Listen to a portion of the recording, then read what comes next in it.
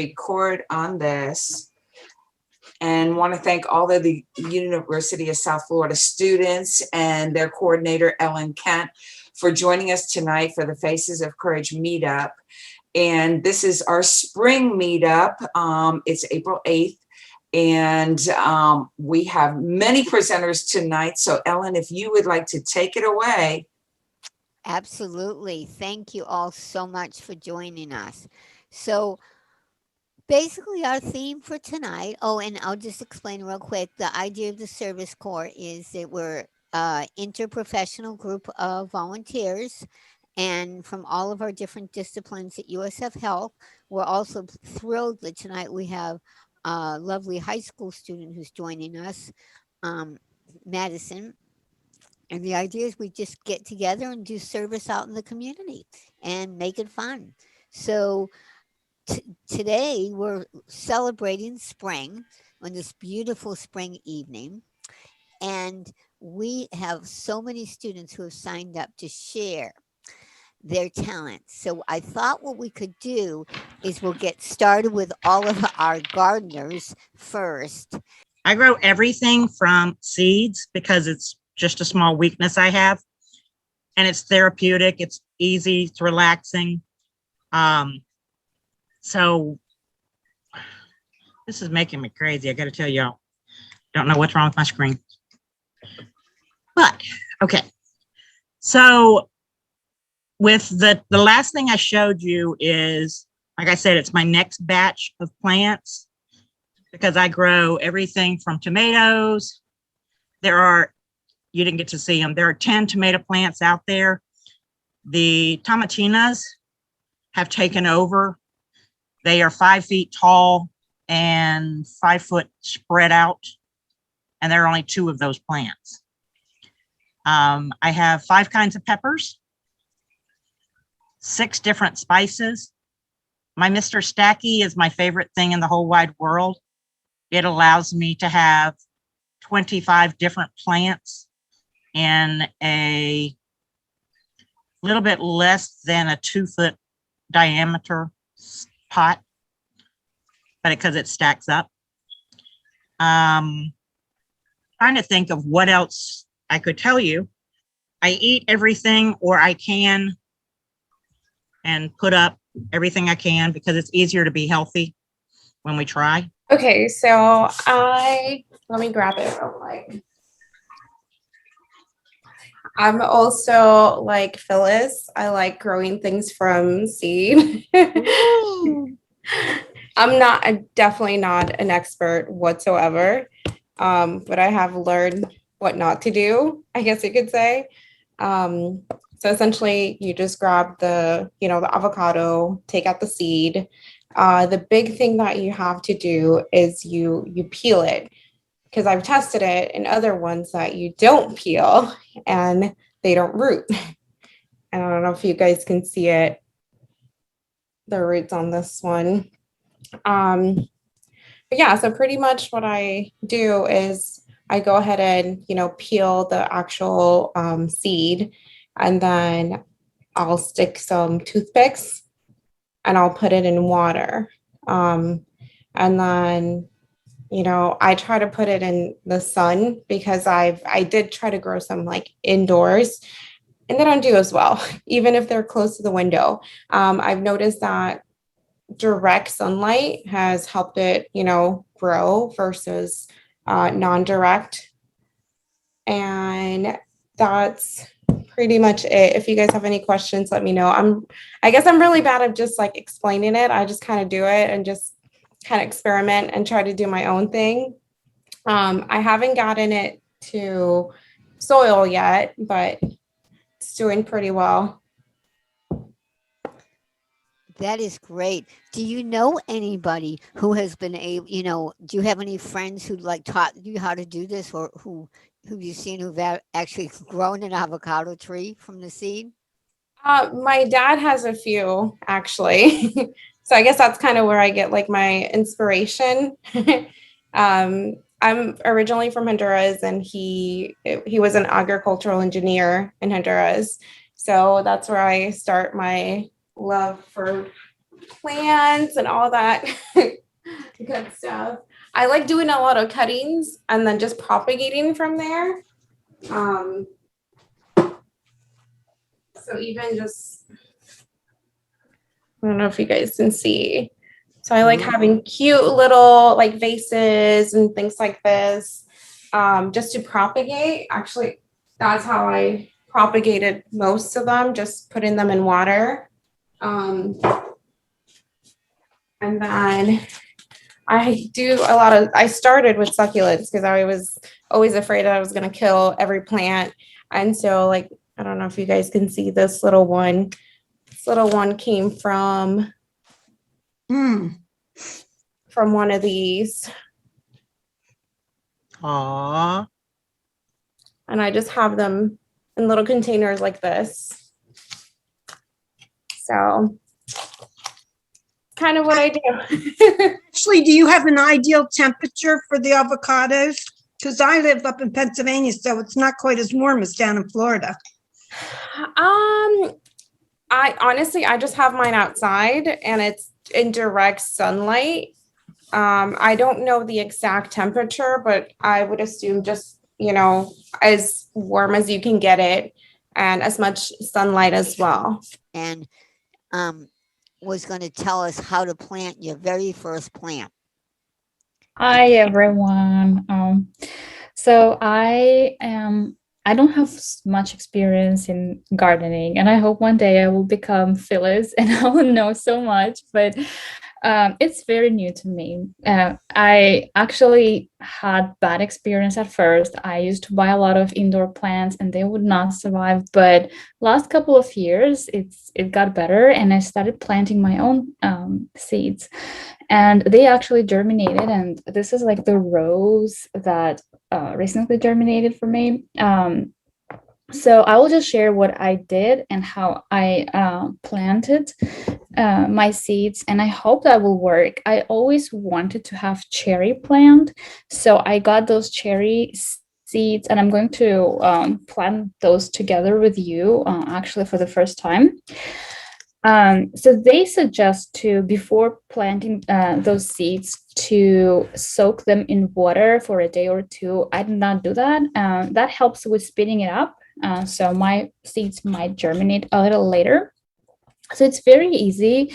I start with a little container like that. I fill it up with soil. And regarding the soil, I just bought a soil that was infused with some nutrients. I looked at feedback. I don't know much about the content, but I just made sure like it fits the plant. And then I put soil up to maybe 2/3 of this container. And you also need to make it a little bit moist, like it's not dry, before you put the seeds on it. And I put like maybe 5 seeds, not more really, per each time. So let me do that now.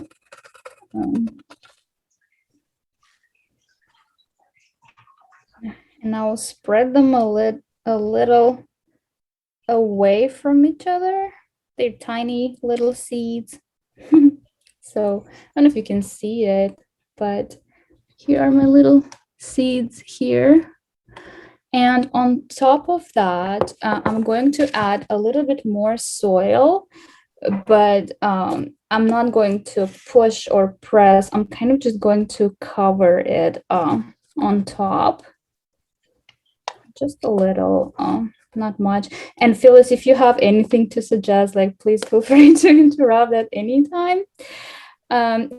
After this, what I do, I just put a little bit more water just to make it moist, and you kind of can touch it. I don't want to make it too moist, just moist enough. And the next step, so I've read that this helps. I just take a little plastic bag like that, and I open it to cover this container. Okay, like that from top. I will leave it like that for about 2 weeks. maybe 3 weeks. And once I see that it had germinated, that's when I will remove this plastic bag and I will start growing it as like in a pot, or I will start basically moving it to other places. But for now, that's how I'm going to leave it. If in about 10 days I will see nothing happening, I will just check the soil again and make sure that it's moist. And I hope they will germinate. If they do, I will be happy to share it with you. That's all I had. That's a very good greenhouse. And then Jesus with the Honors College, and she's going to also show us how to grow a plant from cuttings. Thank you, Anjita. Hi, my name is Angeetha, and I'm just going to show you, it's pretty simple, how to grow plants with cuttings. So this won't work with like every plant, but it works with a lot of them. It works with roses, succulents, like cactuses, and bougainvilleas. It works with a lot of them, but it doesn't work with like the bigger plants like pine trees and like oaks and stuff. So what I just did, I have 2 examples. This is a jade plant, and it's a succulent, and this is just like a rose. And you just like, you can either like just like snap it off or cut it off, cut a little piece of it off.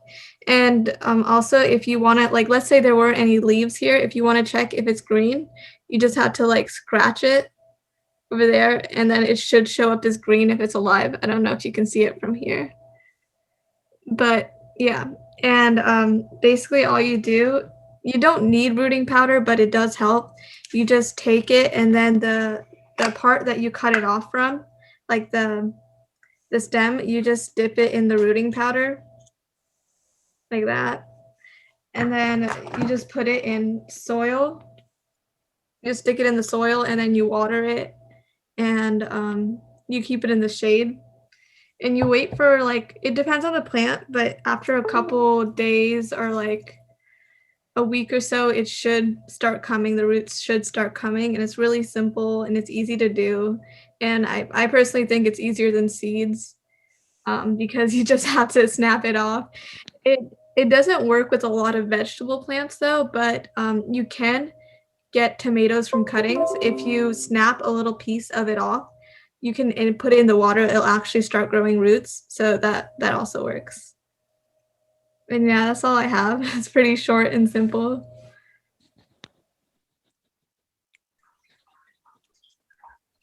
That was great. Thank you so much. And we learned, so I didn't know that you could grow tomatoes from cuttings too, so that's great. And now Stephanie is going to teach us something really cool about making do-it-yourself plant fertilizer. Hi. Okay, so yes, I'm going to be sharing how to make your own plant fertilizer, which is really easy and inexpensive, using banana peels. So basically, I've started during quarantine, like having a few house plants, but again, I'm not on like, I feel like your guys' level, like you're really good at gardening and you have like, it's so awesome. But yeah, so basically, all plants need 3 macronutrients, so nitrogen, phosphorus, and potassium. And a really easy way you can boost potassium and nitrogen in your plants is using banana peels. So what you need is a banana peel, mason jar, and water. So you add a peel into the jar and fill the jar up with water, and you can use it for up to like 1 or 2 plants. So you let it sit for about a week, and then yeah, you just add the water from the jar into your plants, and it's supposed to help improve flowering and vegetable taste, supposedly. So yeah, and then I've made it. See where the slideshow thing is. Is it right here? This is in the way. There it is. So I quickly made this little PowerPoint just to go over some tips and tricks that I use for successfully growing plants indoors. I've always loved plants ever since I was little, but I didn't really get into growing my own plants until the pandemic kind of happened, and I used taking care of plants as a a way to kind of almost like self-care. It really helped improve my mental health. And I think that it really helped ground me just to take moments out of my day just to like sit down and be present and just like focus on watering or caring for my plants, whether it's like pruning them or, adding fertilizer to them, doing the things that I know that they need. And being able to see something that you love, like grow and thrive, is very beneficial. So that's kind of how I got into this.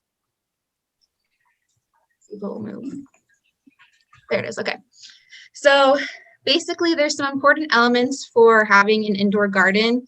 Obviously, the type of plant will be important, and there's tons of different types of plants that you can choose from, some of which I can show you that I have. This is just an ivy plant. These grow really well indoors because they don't need a lot of light or a lot of water. This is probably my favorite. This is called a moondrop plant. It's been growing so well inside, and it's really beautiful because it has these cute little white leaves that grow as well. And you can tell this definitely needs a little bit more sun because it's growing towards the window a little bit. But those are definitely some types of plants. I also have this croton that's been doing really well indoors, and it has some color to it, so it's not just your typical green plants. So those are the ones that I think are the best for indoors.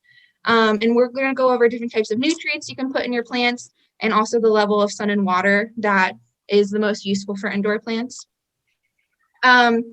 So it's useful to fertilize your plants once a month. We'll talk about over fertilizing or under fertilizing and what that may look like. But in some plants, we'll need more nutrients or less nutrients than others.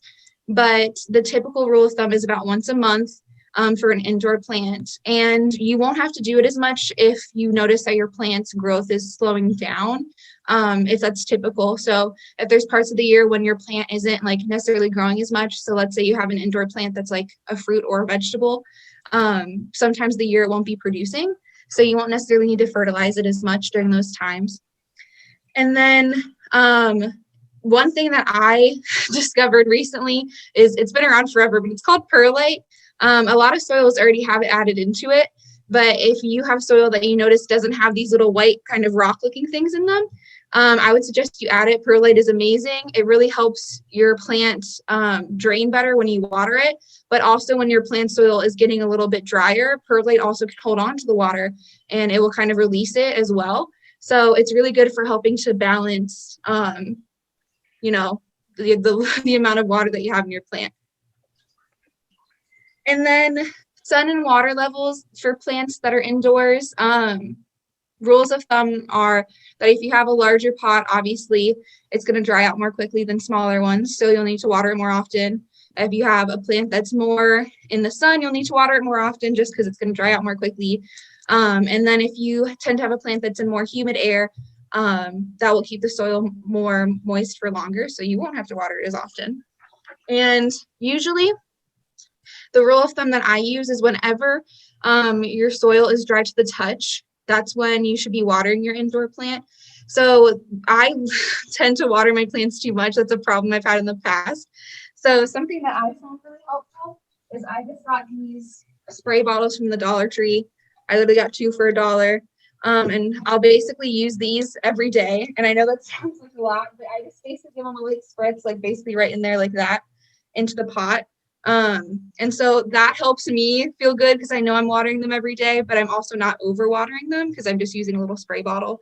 And it's making sure that the soil is staying moist. And then there's different types of light requirements for different types of plants. So that's something that usually when you buy a plant, it will come like you'll have like one of those little things that sticks in the soil and it will tell you what kind of light it needs. So if your indoor plant needs like full sun, that means you want to have it in front of a window that doesn't have any blinds or curtains, like it needs to have direct access to the light. If it says filtered sunlight, then you can have some kind of like light barrier in between that and the window. And then low light means no direct sunlight at all. And so we're going to go through some of the most common indoor plant concerns. Just things that I've seen with my own plants and things that I also work in the garden at Metropolitan Ministries. So I've also noticed some of these things in outdoor plants as well. So these are some examples of underwatered and overwatered plants. Basically, you'll notice that when we're going through these issues, a lot of them seem very similar. So it's definitely important to kind of think about how you've been caring for your plant to help determine which of these issues you think might be the cause. But signs of overwatering typically include like leaves that are soft and limp. You'll notice some, like the roots starting to rot. If you decide to repot your plant, you might notice some root rot. And the plant growth will be stopped, and your soil sometimes will actually appear green because there'll actually be algae growing on it. I used to have a succulent that I had in a mason jar, so it was not a well-draining pot. And so I actually had algae grow in the soil there. So that was very bad. So those are some big signs of overwatering. And then underwatering, you'll have leaves that tend to be more dry and crispy. And you'll notice that they'll die a lot more quickly. They'll drop off the plant, and the plant growth will also be much more slow. And then this slide is about too little or too much sun exposure. Just as probably you guys would assume, when you have too much sun exposure, your plant's going to kind of look bleached, like it's been in the sun too long. You'll have kind of like these blotchy burns that can be white or yellow or brown. Your leaves will be like crispy and wrinkled. And then when you have too little sun exposure, you'll have stems and leaves that are very weak.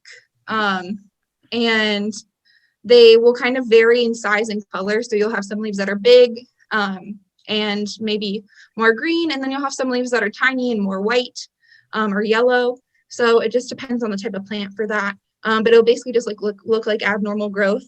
And then, oh yes, like I mentioned, too little sunlight will cause your plant to get like very leggy.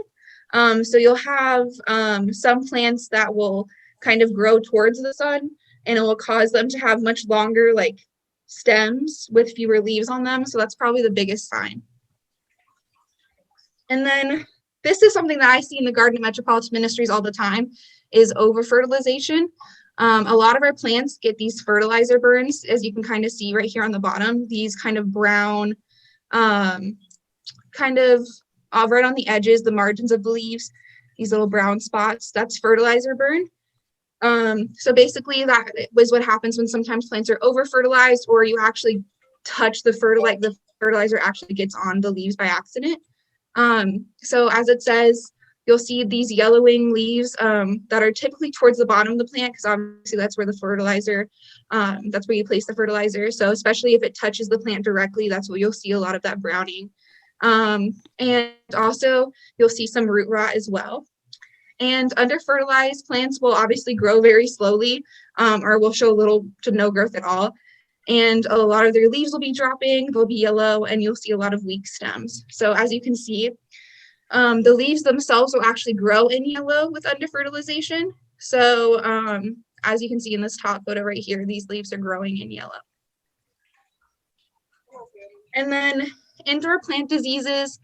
I actually have a plant that has these fungal leaf spots on it right now. I'm actually not sure what this plant is called because I recently bought it. And I don't know if I'm going to be able to show you, but there's a couple leaves right here that have fungal leaf spots, and it's definitely for me overwatering it.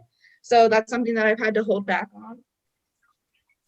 But root rot, as I mentioned, can happen from overwatering it, and then fungal organisms can grow just because it's a perfect environment. It's moist and warm, and so obviously there'll be fungus that likes to grow in there, and it will cause your root system to become very weak, and you'll have these plants that look very stressed and weak as well.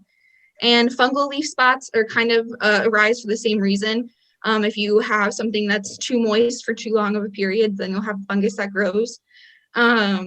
So it's important to make sure that you are watering your plant the right amount and you're watering it evenly, not making sure that there's too much water on certain leaves. And then this is called scooty mold. There's different types of fungus that are responsible for this, but it usually occurs when you have a pest infestation, which is something we'll talk about on the next slide.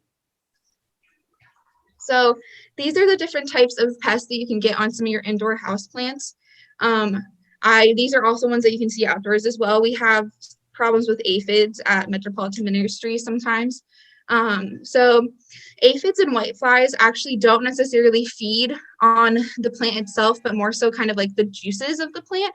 They form honeydew from sucking the plant's juices, and that can cause mold to form, like I mentioned before, the scooty mold, which then can actually harm the plants. And then aphids grow in large numbers and they're mobile, just like the whiteflies. So that means they can infect your other plants. So it's important to really isolate plants that you notice that may have these little creatures on them. And then common brown scale doesn't really move, and they're pretty immobile, so you don't have to worry about isolating plants with that. But obviously just is not pleasant to look at. But thankfully these guys don't harm your plants too much. And then once you have done all those things properly, watered your plants, fertilized them, given them the right amount of sun, it's also important to make sure that you're changing the pot of the plant as the plant is growing bigger.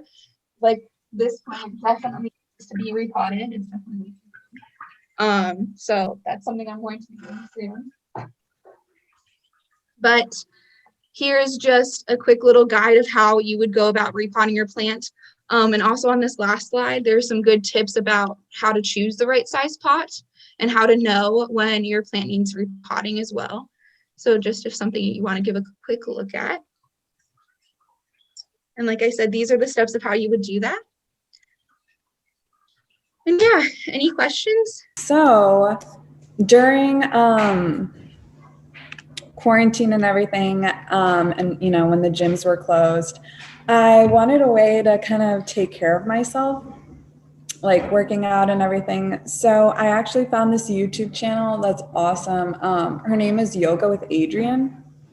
Here, I'll send a link to her YouTube channel. But yeah, basically she has videos for anything you can think of yoga related. Like she has morning yoga, bedtime yoga to like get you all relaxed, core strengthening workouts. And I really like her because she's all about building and strengthening the mind, the body, and the spirit. So she's yeah, so I like doing her workouts because they not only like make me feel physically good, but also mentally good and make me, you know, feel like I'm really working on myself. And yeah, like a form of self-care. I feel like someone said that about gardening. So yeah, I'll send her link in the chat. But yeah, I recently completed this 30-day yoga journey called Breath. So she basically uploaded a video every single day to kind of improve your yoga skills and kind of build on other skills that she has showed you, like breathing exercises. So yeah, it's really awesome. And Wow. Thank you. And then what else? Yeah. So hi, I'm Kayla with the Health Scholars Program. And my meditation is kind of a meditation, kind of not. Okay, so basically, life is hard. We all know it, whether it be like money, school, health, work, we all get stressed. And while it may seem like it's just something that we deal with in our minds, it really resonates through us physically. So we have to take care of our body in any way we can. So I kind of invite you guys to engage with me in this simple and small meditation. It's called a body scan meditation. And if you aren't familiar, body scanning is this mindful way of paying attention to all parts of your body and like noticing bodily sensations going from your feet to your head. And it's often used to like notice any pain and find ways to fix it. So this is my first time doing this. I engage with this all the time. My mentor, I learned about this through my research team at USF. And my mentor is always like saying this meditation for us to use before every meeting. So I kind of want to share it with you guys. So get in a comfortable position wherever you are, sitting, standing, laying down, whatever you want to do. And close your eyes. And remember to focus on any sensation, tension, pain, or pleasure in each part of your body. Now, can you bring your attention to the soles of your feet? Notice any sensations. What is it resting on? Can you feel anything? Now bring attention to the tops of your feet. Can you bring your attention to the insides of your ankles? To the place where the knees bend? To where the legs meet the body? Can you bring your attention to the tips of the fingers, the palms of the hands, the tops of the hands, to where the hands bend, to where the arms meet the body? If you notice any pain, acknowledge it. Any thoughts or emotions that accompany it, and gently breathe through it. Can you bring attention to inside the belly, inside the chest, inside the throat? Can you bring attention to the place between the eyes, where the eyes meet, to the top of the head? As you're ready, only when you're ready, invite movement into the body, keeping your eyes closed. Maybe take a big stretch, move around if you would like, and when you're ready, allow the eyes to gently open.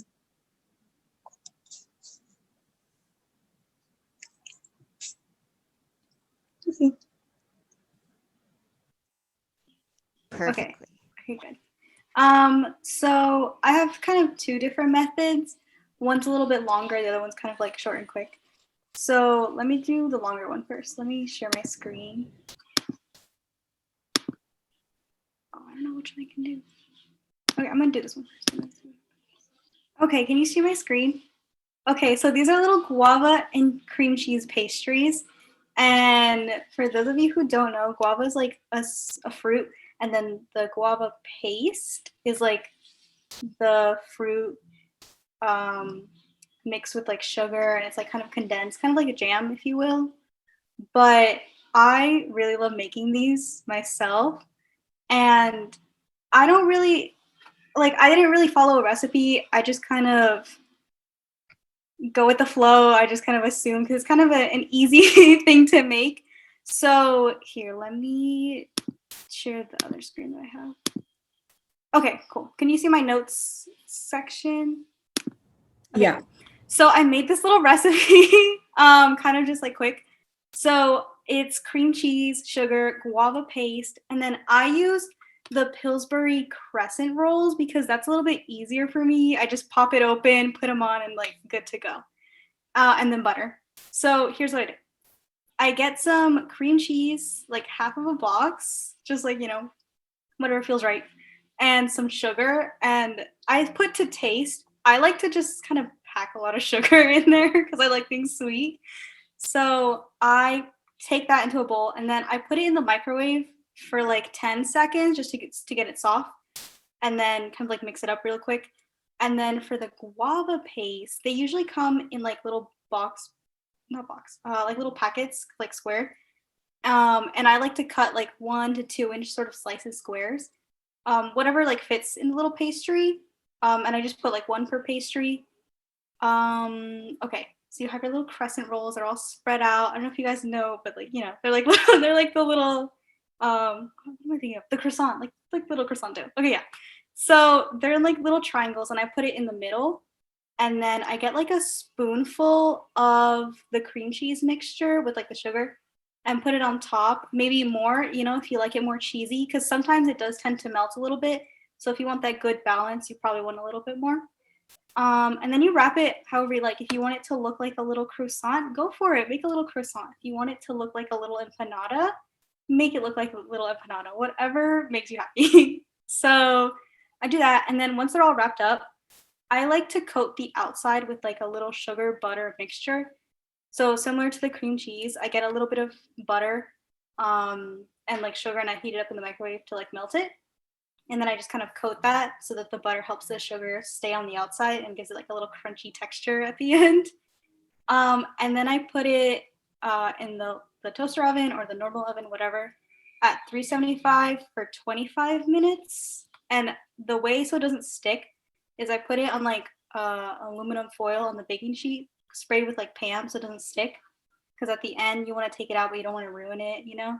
But at the end, then you get this like gooey, delicious little pastry, and it's so good. It's such a good little pick-me-up, and I love it so much. And then I gave it to my friends, like to my roommates, and they loved it too. They said it tasted better than the ones at Publix. So that's my little review. That's my Yelp review. So that's, yeah, I think it's pretty good. So that's my like little de-stress method, just something fun. Yeah, just something I put together. And then the other one that's like a little bit faster, like Kayla was saying, life gets a little stressful. And so a lot of stress is like held in the body. So if you're like feeling really stressed, but like you're need something to sort of like pick you up really quick or just kind of like bring you back, like kind of wake you up. Something else that I do that's like a little bit faster, you can get some like ice cubes and you can just like hold on to them until like they melt. Like obviously have like a towel or something underneath so it doesn't like get everything wet. But you can just hold on to the ice cubes, and because like stress in your body, it's like held in your body like physically, it'll sort of like shock you back into like awareness of like the situation, like whatever's going on. So like that one's a little I wouldn't say more intense, but just more like I'm feeling a little down, feeling a little stressed, so I just need something to like wake up, you know. Not like coffee, because like coffee wakes you up, but for me, coffee makes me anxious, and that's not something I want. So that's just another little thing. Like it's also really important to be mindful that like stress can be held physically in your body. So like going out for a walk or just like shaking your body or whatever, just like you can get that physical sensation like going through the motion so that you can find a way to like calm down and like be more relaxed and awake. And yeah, those are my fun tips. I hope you enjoyed. Okay, how do I stop sharing? Okay, there we go. Thank you. All right, I'm hoping you guys can hear me okay. Okay, so pretty much what I do to de-stress is, I started a couple of years ago because of health concerns, but I find that just sort of getting out and, going on walks, and I think it started out more as, how long can I do this for? And now it's like whenever I get stressed, I just think it's a way to sort of immerse myself and, soak up sunlight and just kind of get out there and, kind of lose myself in nature, as it were. But I also think one of the things I like to do is, when I'm feeling really stressed, I like to sort of write down, what is it that's really making me stressed? Because I find a lot of the times, people will say like, oh, I've got this, and this to do. But I think when you write it down, it really helps to narrow down, what exactly it is that you're really feeling in the present moment. But also, what I've started to really focus on is not only what does it make me feel right now, but like, what do I want to feel, in the future? How do I want to prevent that from happening? You know what I mean? So yeah, that's kind of all I got. But I find it helps because it helps me to sort of think more positively and kind of reframe my own mind. Well, I was going to talk about to help like relieve stress and anxiety is oftentimes when we're stressed, we kind of like just think about the worst case scenario. And I feel like that shouldn't really be the case because oftentimes these worst case scenarios that we create in our head never really do happen. So I see a lot of inspirational posts on Pinterest, and one of these posts actually said to get in the habit of interrupting anxious thoughts with things like, what if things actually go well? or like this is temporary, this is temporary, this feeling is temporary, and it's only going to last like a couple of minutes. And what if everything all works out, and to just take things one step at a time instead of thinking to yourself like everything's gloom and doom, like just thinking really negatively, because usually the worst case scenario doesn't really happen, and just worrying about it like at that moment while you're stressing, it's not really gonna help you. It's gonna just like keep you back, because if there was something to worry about, that outcome hasn't really happened yet. So it's good to just take a deep breath and to just be present, to interrupt those anxious thoughts with positive ones instead. And once you get in the habit of interrupting those anxious thoughts with positive ones, you'll see that your pattern of thinking starts to become more positive instead of like being negative and worrisome all the time. So that's kind of like one of my tips. That, and just being able to just breathe deeply, because as you focus on your breathing, it's a way to come back to yourself, and it forces you to be present in the moment rather than thinking of the past or the future. It just allows you to focus on right now, which is very important. Thank you. And Marisol, what would you like to share with us? Please. So what works for me whenever I'm stressed is to really just, especially when I'm, cooped up in my room, just doing homework and studying for hours on end, is to really just, like one of the other participants was saying, just to really take a break. So for me, I love taking walks. I love the sun. Like if I can sit anywhere, and if it's between shade and sun, I'm gonna pick the sun, because I just love the warmth and everything. And I think it's just that changing of environment. So it doesn't even have to be like going outside to take a walk. It can be, just getting out of your room and going to talk to your roommates or your friends, or maybe just taking a step back to watch your favorite show or movie or something like that. I really think just taking a break and allowing yourself to take that break, I think that's the most important thing that you can do for yourself. And let yourself be gone from whatever it is that you're doing for like 2 hours, 3 hours, to the point where you feel like, okay, I'm ready to do this again. I'm ready to do this work again. Not to the point where you're like, oh, my break's over. I guess I have to start again. Like take a break until you really feel like you're ready to go ahead and start again. And I feel like that would really help. That really helps me de-stress, because then I feel like I took the appropriate amount of time for myself, and now I can get back to doing whatever it was that I wanted to do. And then also, if I'm really stressed before a test or something, like my sister was saying, just doing breathing exercises. And especially if you have like a stress ball, I don't have one right now, but like if you squeeze it and you open it, kind of just match your breathing with that of the stress ball. So as you squeeze, you would breathe in, and then as you release, you would breathe out. And that kind of really helps like pace your breathing, because I never really knew what a stress ball was really used for, until one day I kind of just decided to do that. I'm like, maybe that's what it's used for. But yeah. So I think that really helps pace your breathing instead of just telling yourself breathe in and breathe out, because you're breathing so fast that it's kind of hard to regulate that. But just getting an object or listening to a guided meditation or anything to kind of just help pace your breathing, that kind of helps get you in the moment, and it helps ground yourself and focus on, whatever it is that's stressing you. Just focus on the present and not on what's stressing you. So yeah, those are kind of what works for me. And yeah, I hope that it'll hopefully work for you as well.